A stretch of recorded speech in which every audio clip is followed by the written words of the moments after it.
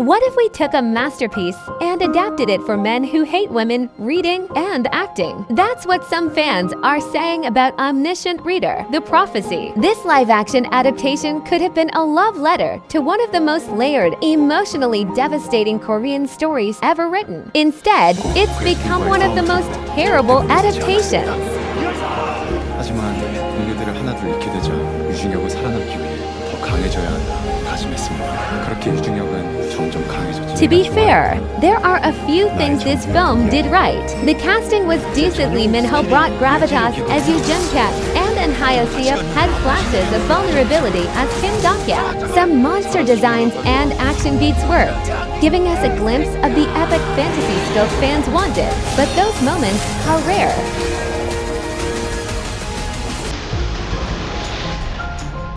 내가 좋아했던 나만 알고 있는 소설이 현실이 되었다. For long-time readers, this adaptation didn't just miss, it gutted the heart of the original. And nowhere is that more clear than in how it treats its characters. Yoon Hee-won in the novel is a survivor, a paladin of retribution, a woman marked by trauma, yes, but defined by how she reclaims her rage, her justice, her agency. In the movie, her entire backstory of sexual assault is erased. She's stripped down to a woman with anger issues and a gun, somehow saddled with another character's trauma, given no internal conflict and barely any lines. Why? Because we can't risk making the male audience uncomfortable with a woman who has depth.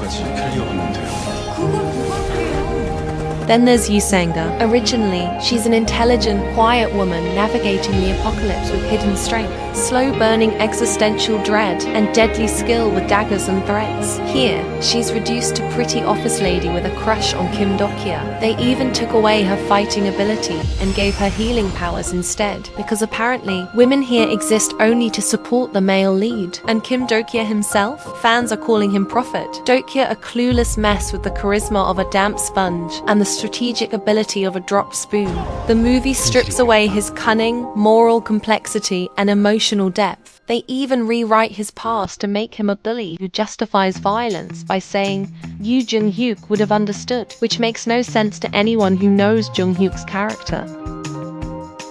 The dokkaebis, the constellations, the system, the very backbone of the story are missing. Major arcs and world building are replaced by action set pieces with no context. As one reviewer put it, this movie is about hot people posing in rubble and shooting at nothing. One fan summed it up perfectly. The only thing I liked was the credits, because it meant I was finally free from this hell.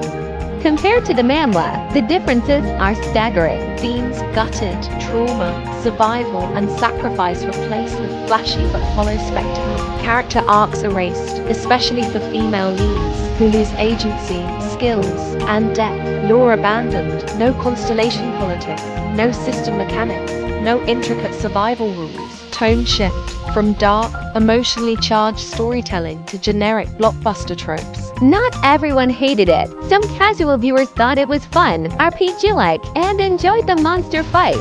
But for most, it was a shallow imitation of a masterpiece.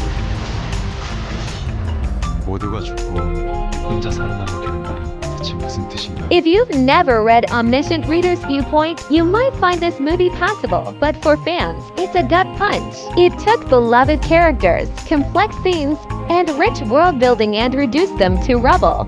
This could have been the most beloved live-action manhwa adaptation ever, but it has instead become one of the most terrible live-action adaptations. Now let's hope the anime adaptations is flawless.